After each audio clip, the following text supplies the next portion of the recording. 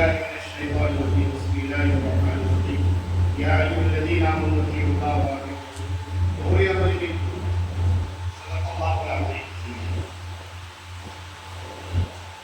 محترم حضور دوستوں، آپ جلدی ہے وقت بہت کم ہے، مختصر جو ہے عرض کیا جائے گا، توجہ کے ساتھ دھیان کے ساتھ سننے کی کوشش کریں. جب ہم عالم اسلام پر نظر ڈالتے ہیں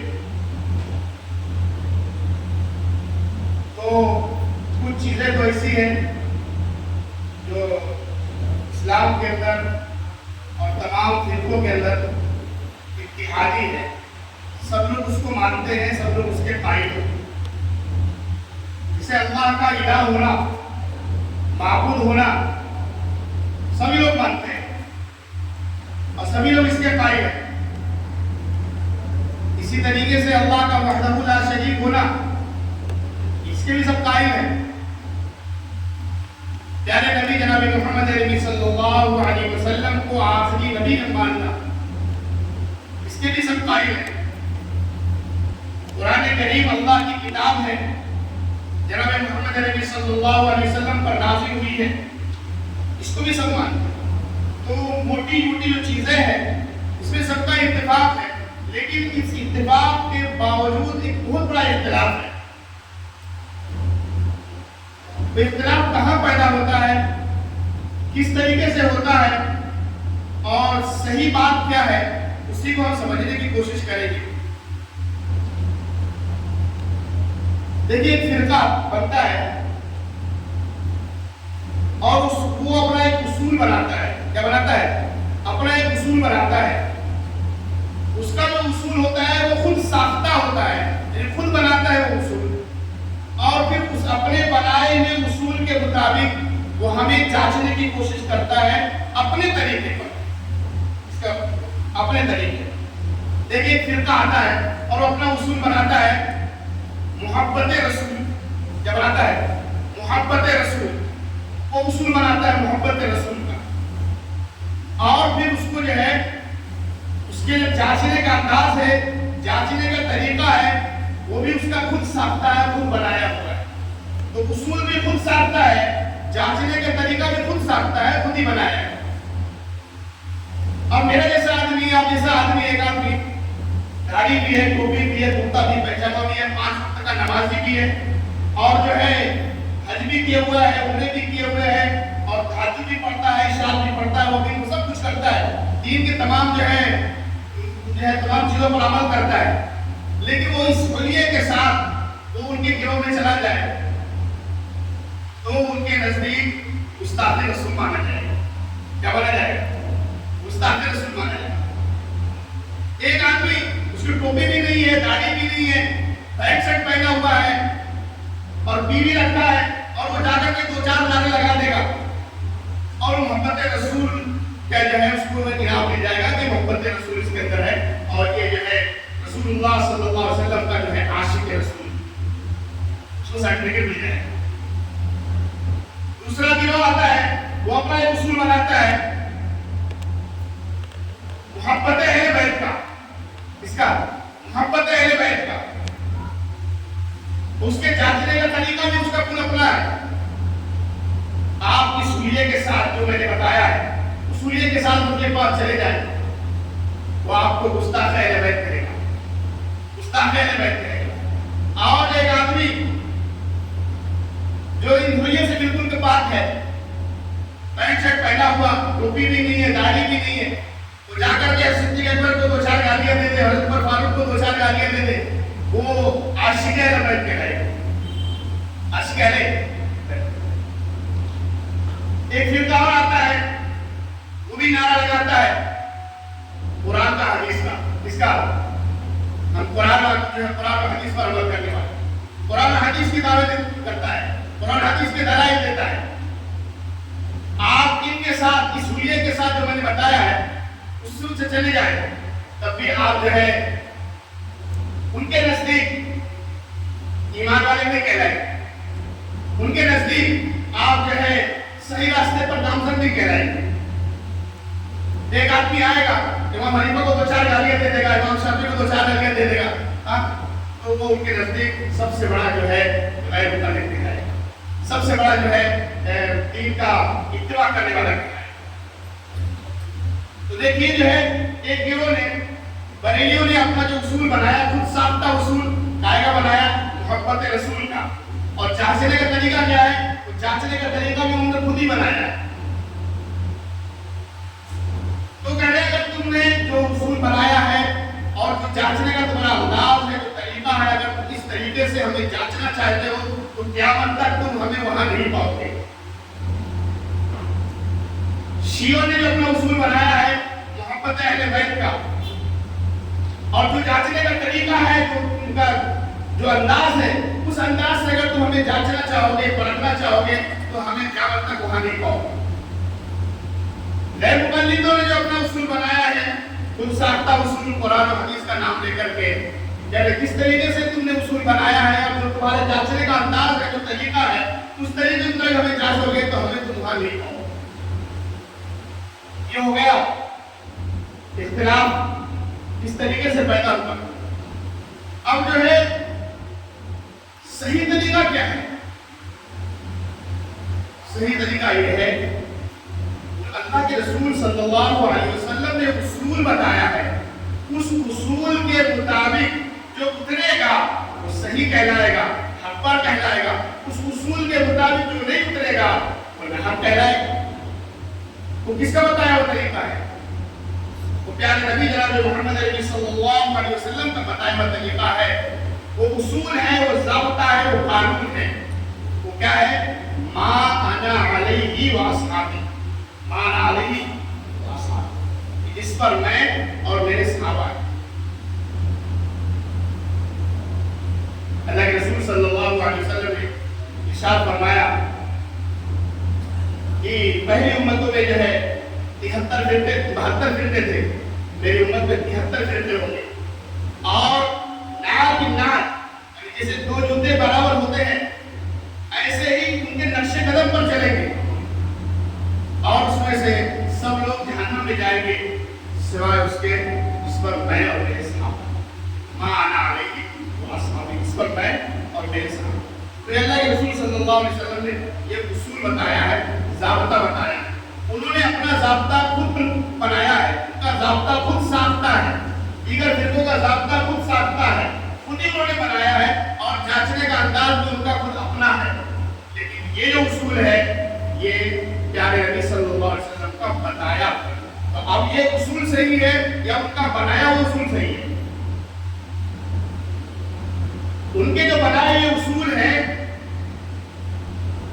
وہ ایک ایمان والے کے اندر ہونا چاہیے. محبت رسول, محبت اہل بیت, قرآن و حدیث کا اتباع ہونا چاہیے, اچھی بات ہے, لیکن وہ جانچنے کا پیمانہ نہیں ہے. جانچنے کا پیمانہ نہیں. جانچنے کا پیمانہ کیا ہے؟ جانچنے کا پیمانہ یہ ہے کہ اللہ کے رسول صلی اللہ علیہ وسلم نے بتایا ہے ما انا علیہ واصحابی. اب اسی کے مطابق ہم جو ہے جانچیں گے. اللہ تعالیٰ نے ایک پیمانہ بتایا, یا ایھا الذین آمنوا اطیعوا اللہ واطیعوا الرسول واولی الامر منکم. اے ایمان والو, اللہ کی اطاعت کرو, رسول کی اطاعت کرو, اور اولو الامر کی اطاعت کرو. اس کی اطاعت کرو, اولو الامر کی اطاعت کرو. تو یہ اولو الامر کون ہے اور اولو الامر سے کیا مراد ہے؟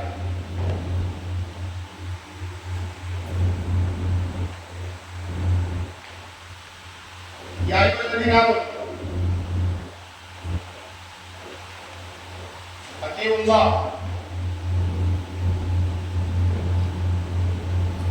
واطیعوا الرسول.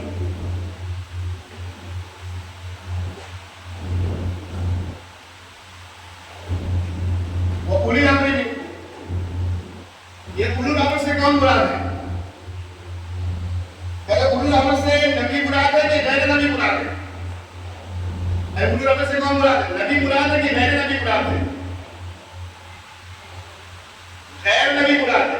یا ایھا الذین آمنوا اطیعوا اللہ, اے ایمان والو اللہ کی اطاعت کرو, رسول کی اطاعت کرو. نبی یہاں آ گئے. اولو الامر, وہ اولو الامر جو ہے یہ کون ہے؟ نبی ہے کہ غیر نبی ہے؟ غیر نبی. بولے کہ اگر آپ بولتے رہیں گے تو بات ذہن میں بیٹھے گی, اگر آپ بولیں گے نہیں تو بات ذہن میں بیٹھے گی نہیں. اولو الامر کون ہے؟ نبی ہے کہ غیر نبی ہے؟ غیر نبی ہے. غیر نبی کی اطاعت کرنا، غیر نبی کی بات کو ماننا اس گمان سے کہ یہ دلائل کی روشنی میں بات کہہ رہا ہے، یہی تقلید ہے.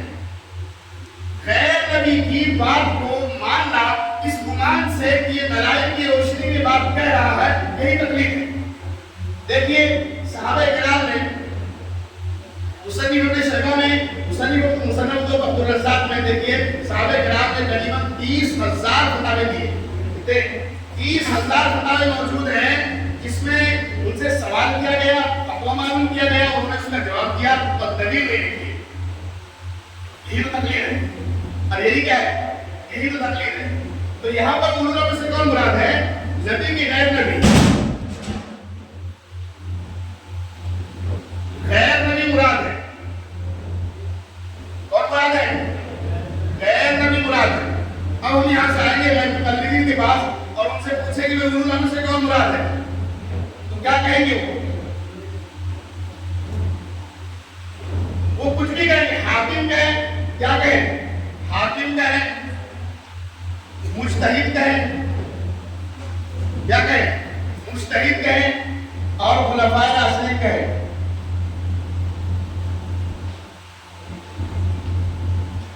اولو الامر سے کیا کہیں؟ وہ کہیں گے حاکم مراد ہے، وہ کہیں مجتہد مراد ہے، وہ کہیں خلفائے راشدین مراد ہے. پہلے بتاؤ اولو الامر سے نبی مراد ہے کہ غیر نبی؟ غیر نبی ہے. غیر نبی کی تقلید کرنا، غیر نبی کی بات کو ماننا تقلید ہے کہ ترک تقلید ہے؟ غیر نبی کی بات کو ماننا تقلید ہے کہ ترک تقلید ہے؟ تقلید ہے نا. تو تقلید تو اولو الامر سے ثابت ہو گئی. اب تم یہاں پر حاکم مانو تب بھی تقلید ہے، مجتہد مانو تب بھی تقلید ہے، خلفائے راشدین مانو تب بھی تقلید ہے. میں یہاں پر ایک آدمی کو کھڑا کر دیتا ہوں، یہاں ایک آدمی کھڑا کر دیتا ہوں. کون ہے وہ؟ حضرت عمر رضی اللہ عنہ. حضرت عمر رضی اللہ عنہ. اولو الامر کی جو ہے تفسیر حضرت عمر رضی اللہ عنہ پوری پھیلانے کی نہیں آ رہی.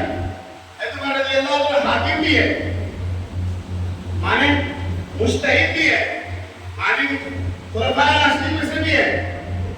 تو ہم کہتے ہیں اے مقلدو، تم جو ہے اولو الامر کی جو تفسیر ہے، چاہے حاکم سے لو، چاہے مجتہد سے لو، چاہے خلفائے راشدین سے لو، ایک ذات ایسی ہے جس پر تینوں تفسیریں پھٹ آتی ہے. آپ ان کو مان لو، کیا ان کو مان لو؟ تو کہتے ہیں نہیں ہم نہیں مان لو. کیا کیا کہیں گے؟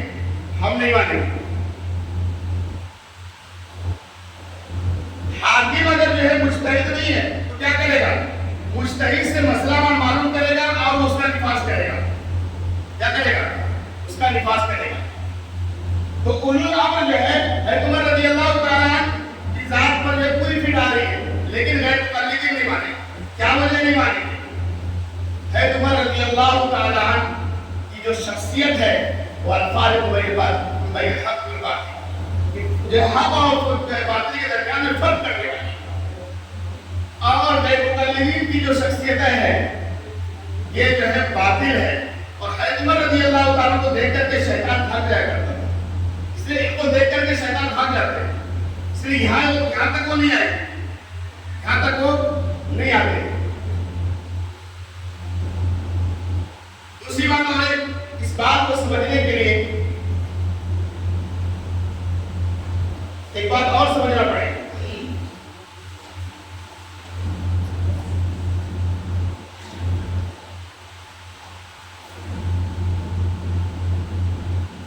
شریعت کے اندر ایک چیز آتا ہے استنباط. آپ نے اس سے پہلے سنا بھی ہے، مولانا صلاح صاحب نے بتایا، تمام لوگوں نے بتایا. استنباط، استخراج، مسائل کا استخراج کرنا، مسائل کا استنباط کرنا. تو اس میں مسائل کا استنباط کون کرے گا؟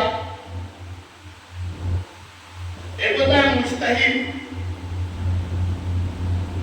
ایک ہوتا ہے مقلد، ایک ہوتا ہے غیر مقلد.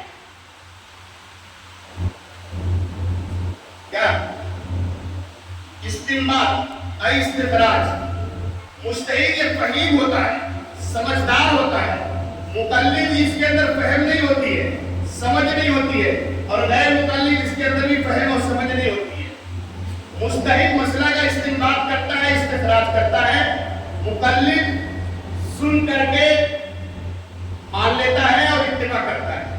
और गैर मुकल्लिद क्या कहता है कि हम कुछ नहीं करेंगे, हम नहीं मानेंगे, क्या हम नहीं मानेंगे, वो इत्तिबा नहीं करता। तो मुस्तहिद तो ये मसले का इस्तिखराज करता है, तो फहीम है, समझदार है।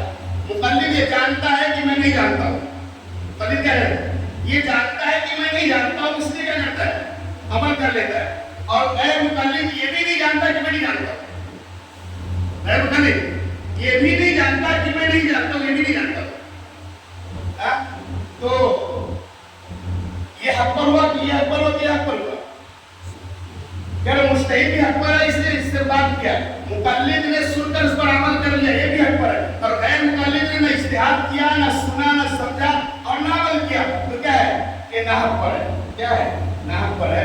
जब जहन्नम में जाएंगे तो वहाँ पर तो इतना वक्त नहीं होगा, इतना वक्त तो नहीं होगा कि वहाँ बैठ करके खबरा लेके और अपने वजूहात लेके बल्कि वो जहन्नम में जा रहा, तो जाते जाते एक बात कहते हुए जाएंगे, लौ कुन्ना नस्मअु औ नाक़िल, लौ कुन्ना नस्मअु औ नाक़िल, अगर हम सुन लेते और जो है समझ लेते तो आज हम जो है जहन्नम में न जाते। तो इन्हें मुकल्लिद की तफसीलात बात इतनी बात समझ आ गई। अब जो इस्तिंबात होता है, इस्तिंबात को हम समझेंगे। एक होता है जाहिर पानी और एक होता है पोशीदा पानी। जाहिर पानी नदी का, नाले का पानी जाहिर पानी है, इसको हर आदमी जो है सहूलत ले सकता है। एक होता है पोशीदा पानी जो जमीन के अंदर मौजूद है, उसको कौन निकालेगा, उसको कौन निकालेगा, उसका जो माहिर होगा पानी निकाल देगा, उसका जो अहल होगा वही तो उसको पानी निकालेगा, वही तो उसको पानी निकालेगा। तो ऐसे ही कुरान और हदीस की आयत के अंदर और रिवायात के अंदर जो नुसूस है, उन नुसूस से कुछ तो जाहिर पानी की तरह जाहिर, उसके अंदर कुछ करने की जरूरत नहीं, बिल्कुल वाज़ेह है, तो वहां तकलीफ की जरूरत ही नहीं है, वो मसले पूरे वाज़ेह है। कुछ मसाइल ऐसे हैं जो पोशीदा पानी की तरह पोशीदा है, छुपे हुए हैं, मौजूद हैं, लेकिन जाहिर नहीं। अब उसको निकालेगा तो अहल की ना है, अरे अहल निकालेगा कि ना अहल निकालेगा। जिस तरीके से जमीन के अंदर पोशीदा पानी को अहल निकालेगा, ऐसे ही कुरान और हदीस के अंदर मौजूद जो मसाइल हैं उसको कौन निकालेगा, अहल निकालेगा।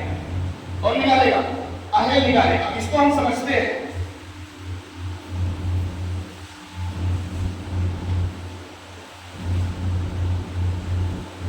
इन मसाइल को कुरान और हदीस की आयत और रिवायात के जो मसाइल हैं, इनको जो है जब हम मसाइल को बनाते हैं, इसकी दो किस्में बनती हैं।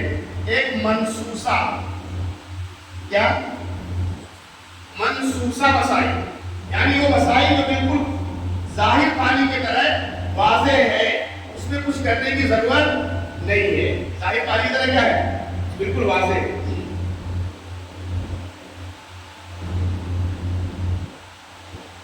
दूसरे वो मसाइल हैं जो पोशीदा पानी की तरह कुरान और हदीस के अंदर मौजूद हैं लेकिन जाहिर नहीं है। उनको कौन निकालेगा, नबी की गैर नबी, कौन निकालेगा, नबी की गैर नबी। हाँ, अरे नबी निकालेगा, गैर नबी निकालेगा। अरे उलूल अमर कौन है, गैर नबी है ना, तो गैर नबी निकालेगा। और अहल निकालेगा कि ना अहल निकालेगा, अहल निकालेगा। एक आदमी जो है मुंशी भी टाका लगाता है, डॉक्टर भी टाका लगाता है, और जो है दर्जी भी टाका लगाता है।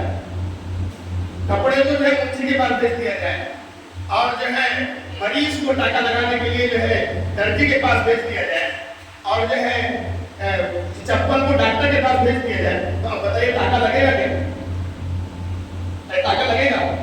सबकी जो है ऐसी तैसी हो जाए। क्यों? इसलिए कि आपने जिसका जो माहिर था उसके पास ना भेजते हुए दूसरे के पास भेज दिया है, तो वो तो मरीज जिंदा नहीं रहेगा और कपड़ा जो है खराब हो जाएगा और जूता भी क्या हो जाएगा, खराब हो जाएगा। ऐसे ही जो मसाइल कुरान हदीस के अंदर छुपे हुए हैं उनको अहल निकालेगा कि ना अहल निकालेगा? अहल निकालेगा, चलेगा लेगा अहल। अब मैं उसको बताता हूँ मनसूसा जो मसाइल है, मिसाल के तौर पर मक्खी का मसला है। किसका मसला है साहब? इसका मसला मक्खी का मसला है। मक्खी अगर जो है आपके सालन में गिर गई तो आप क्या करेंगे?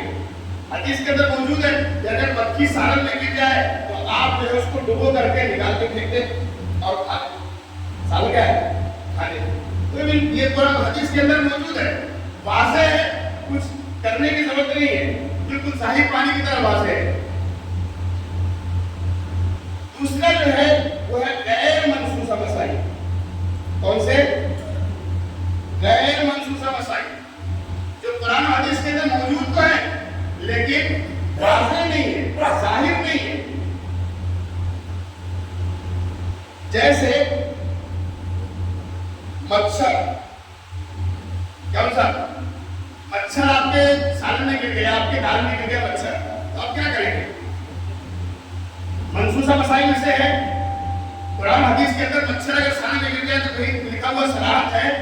नहीं है, कुरान हदीस में कहीं नहीं है। लेकिन आपके सालन में मच्छर गिर गया, आप क्या करेंगे? एक गैर मुकल्लिद के सालन में मच्छर गिर गया तो क्या करेगा? कह रहे हो तुम मच्छर को निकाल के फेंकेगा तो हम उसे पूरे ठीक निकाल के फेंक रहे हो, हदीस दिखाओ। और अगर उस मच्छर के साथ खाना चाहेगा तो हम उसको बोले कि भाई खा रहे आप दिखाओ, हदीस के अंदर कहाँ मच्छर अगर सालन में गिर जाए तो उसको जो है वैसे खा लेंगे, कहाँ निकालूंगा? अब यहाँ गैर मुकल्लिद फंस जाएगा। क्या जो गैर मनसूसा मसाइल है जो कुरान हदीस के अंदर मौजूद तो है लेकिन उनकी सराहत नहीं है, उनकी सराहत नहीं है। जो मुस्तहिद होता है वो इल्लत देख करके मसाइल का इस्तिखराज करता है, जो अहल होता है वह इल्लत निकाल करके मसाइल का इस्तिखराज करता है। मनसूसा मसाइल के अंदर जिसके अंदर कुरान हदीस के अंदर कोई सराहत नहीं है, अब उसके अंदर आप क्या करेंगे? गैर मुकल्लिद क्या करेगा? तो मच्छर अगर गैर मुकल्लिद के सामने है तो क्या करेगा? वो खड़ा रहेगा और क़यामत के जाने का इंतजार करेगा, आने का कि जाने का? अरे क़यामत के आने का कि जाने का? जाने का इंतजार करेगा वो क़यामत के, क्योंकि क़यामत तो आ रही है ना, उसके पास में खड़ा है उसके पास। भाई मच्छर तेरे सामने में गिरा तो क्या करेगा? खाएगा तब भी नहीं खाने देंगे, फेंकेगा तब भी नहीं फेंकने देंगे, तो क्या करेगा? वो इस इंतजार में रहेगा कब ये जाता और मैं अपना काम करता, कब ये जाता और मैं अपना काम करता। तो ये गैर मनसूसा मसाइल है। मनसूसा मसाइल जो जाहिर पानी की तरह बिल्कुल वाज़ेह है। गैर मनसूसा मसाइल जिनकी सराहत मौजूद नहीं है, इनकी सराहत मौजूद। दूसरा मसला भी समझा देता हूँ। गाय का मसला इसका गाय का मसला हदीस के अंदर मौजूद है, गाय की कुर्बानी भी मौजूद है, गाय के साथ लेते हुए भी मौजूद है। मसला वाज़ेह है, कोई इख्तिलाफ नहीं है। भैंस का मसला आ जाएगा, भैंस की कुर्बानी, भैंस का दूध, भैंस हलाल है कि हराम है? हम गैर मुकल्लिद से पूछेंगे भाई भैंस का मसला क्या है, हलाल है कि हराम है? उसका दूध तो पीते हैं रोजाना, तो क्यों पीते भाई? कुरान हदीस में दिखाओ भैंस कहाँ है, और उसके बारे में अल्लाह के रसूल सल्लल्लाहु अलैहि वसल्लम के जो इरशाद दिखाओ कहाँ है? वो नहीं दिखा पाएंगे, है ही नहीं, क्योंकि मसला मनसूसा नहीं है, मसला गैर मनसूसा है। मसला जो है कुरान हदीस के अंदर मौजूद है लेकिन जाहिर नहीं है, वाज़ेह नहीं है, उसकी सराहत नहीं है। मुस्तहिद इल्लत देख करके मसला निकालेगा।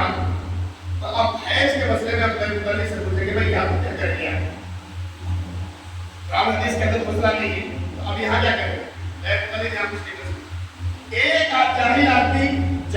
एक आदमी जाहिल तो हो सकता है लेकिन बेदलील हो ऐसा नहीं हो सकता। आदमी जाहिल तो हो सकता है लेकिन बेदलील हो ऐसा नहीं हो सकता। और गैर मुकल्लिद जितने हैं, जाहिल तो छोड़िए, जाहिल तो है ही है, साथ साथ में बेदलील भी होकर उसमें दलील भी नहीं है। सिर्फ दावा उनका है कुरान और हदीस मानने का, लेकिन उनका दलील। अब यहाँ पर भैंस को हलाल और हराम करने के बारे में, जायज नाजायज करने के बारे में, उसके दूध के बारे में, उसके गोश्त के बारे में उनके पास कोई मसला नहीं है। क्या करेंगे? कुछ नहीं कर सकते। क्या वही क़यामत के जाने का इंतजार करेंगे बस। इतनी बात समझ में आ गई? इतनी बात समझ में आ गई? अब ये गैर मनसूसा मसाइल जो है یہاں پر کیا ہوگا؟ یہاں صراحت ہے، یہاں صراحت ہے،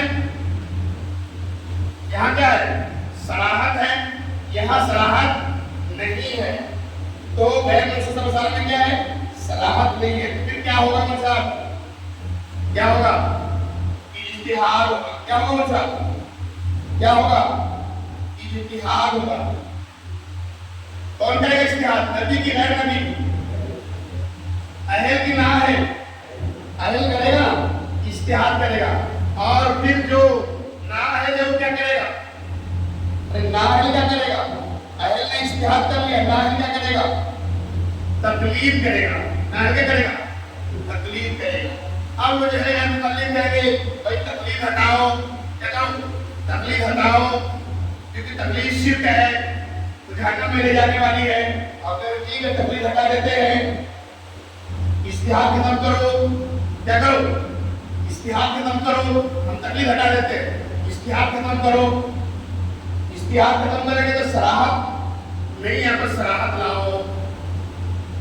اب اجتہاد بھی ختم کر دیں گے، صراحت لے آؤ۔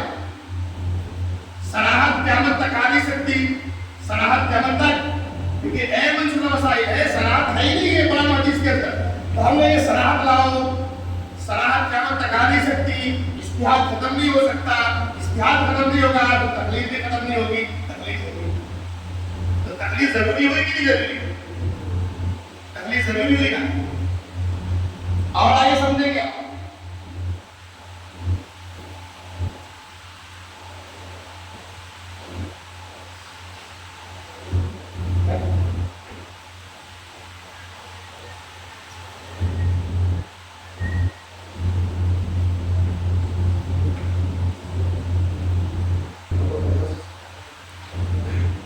وقت زیادہ ہو گیا ہے، مسئلہ بھی شروع ہوا ہے، اس کو سمجھنے کے ہے تو 2.5 منٹ تھا، لیکن سمجھنے کے 2.5 منٹ چاہیے اس کو کم سے کم۔ بہرحال منصوصہ غیر منصوصہ بھی آپ نے سمجھ لیا ہے۔ اب جو ہے وہ مسائل غیر متعارف اور متعارف مسائل جو منصوصہ ہیں، اس میں سے روایات کے اندر کبھی جو ہے تعارض ہوگا، ٹکراؤ ہوگا، کبھی ٹکراؤ نہیں ہوگا۔ اگر ٹکراؤ نہیں ہے، کیا ٹکراؤ نہیں ہے تو غیر متعارف بولیں گے،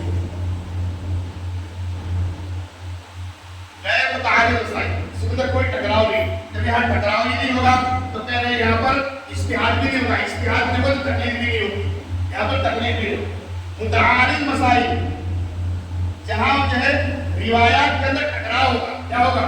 روایات کے اندر ٹکراؤ ہوگا۔ جب ٹکراؤ ہوگا تو پھر کیا کریں گے؟ ٹکراؤ ہوگا تو صحابہ کرام یا تو کسی مسئلے پر متفق ہو جائیں گے یا متفق نہیں ہوں گے۔ اگر متفق ہو جائیں گے صحابہ کرام کسی مسئلے پر تو وہ اجماعی مسئلہ کہلائے گا۔ کیا کہلائے گا؟ اجماعی مسئلہ، جیسے کہ طلاق کا مسئلہ ہے، طلاق کا مسئلہ ہے، اور بہت سارے مسائل ہیں وقت نہیں ہے، تو یہاں پر صحابہ کرام کیا ہو جائیں گے؟ متفق ہو جائیں گے تو کیا ہو جائے گا؟ اجماعی مسئلہ بن جائے گا۔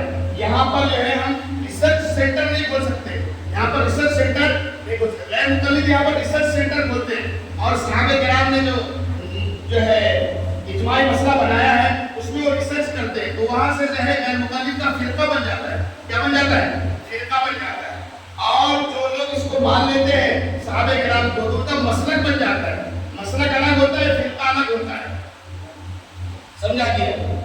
متعارف مسائل میں اگر صحابہ کرام نے اجماع نہیں کیا ہے اور جو ہے حدیث کے اندر روایات کے اندر تعارض ہے تو پھر وہ غیر اجماعی، کیا غیر اجماعی مسائل کہلائے گا۔ غیر اجماعی مسائل اس میں تعارض ہوتا ہے، صحابہ کرام نے کسی پر عمل کیا، کسی نے کسی پر عمل کیا، کسی نے کسی پر عمل کیا، ہے نا؟ تو اب یہاں پر کیا ہوگا؟ سلیکشن ہوگا۔ کیا ہوگا؟ سلیکشن ہوگا۔ سلیکشن کون کرے گا؟ نبی کی غیر نبی، ارے نبی کی غیر نبی، غیر نبی کرے گا، اور اہل کرے کہ نااہل کرے گا؟ اہل کرے گا۔ کیا کرے گا؟ اہل کرے گا۔ جو روایات میں اختلاف ہے، روایات میں تعارض ہے، اس میں کیا کرے گا؟ ترجیح دے گا کہ یہ روایت میرے نزدیک صحیح ہے، یہ روایت میرے نزدیک صحیح ہے، میرا مسلک یہ ہے، میرا مسلک یہ ہے۔ کون کرے گا؟ امام حنیفہ کریں گے، امام شافعی کریں گے، امام احمد بن حنبل کریں گے، امام مالک کریں گے۔ کون کرے گا؟ امام مالک کرے گا۔ تو یہ مسلک بنے گا۔ کیا بنے گا؟ مسلک بنے گا۔ फिर इसमें भी जो है गैर इजमाई मसाइल हुए, ये जब मसलक बनेगा और इमाम शाफी, इमाम अहमद बिन हम्बल जो भी मसले को तरजीह देंगे, रिवायात को तरजीह देंगे, तो फिर उसमें दो सूरतें निकलेगी। एक तो मुफ्ताबी कौल, क्या मुफ्ताबी कौल, और दूसरे गैर मुफ्ताबी कौल। गैर मुफ्ताबी कौल, इसमें से हम मुफ्ताबी कौल को मानेंगे, इसको मानेंगे, मुफ्ताबी कौल पर अमल करेंगे और गैर मुफ्ताबी कौल के ऊपर अमल नहीं करेंगे। तो ये जो है चार्ट है। गैर मरफूजा का मसला रह गया, इसमें भी इजमाई है, मसला है, वक्त बहुत चुका है, उसके साथ करेंगे रहती है। इसलिए जो है अगर इसको समझना है काफी वक्त देना पड़ेगा और बहुत आसानी के साथ हमारे दिमाग के अंदर बैठ जाएगा कि हम जो है सही हैं, हक पर हैं और दूसरे लोग नाहक पर हैं। अल्लाह ताला हम सबको जो ये चार्ट समझना चाहते हैं इमाम साहब से रब्ता करें, कम से कम 15 से 30 मौजूद तैयार हो जाएंगे इंशाअल्लाह। मैं मुफ्ती साहब से बहुत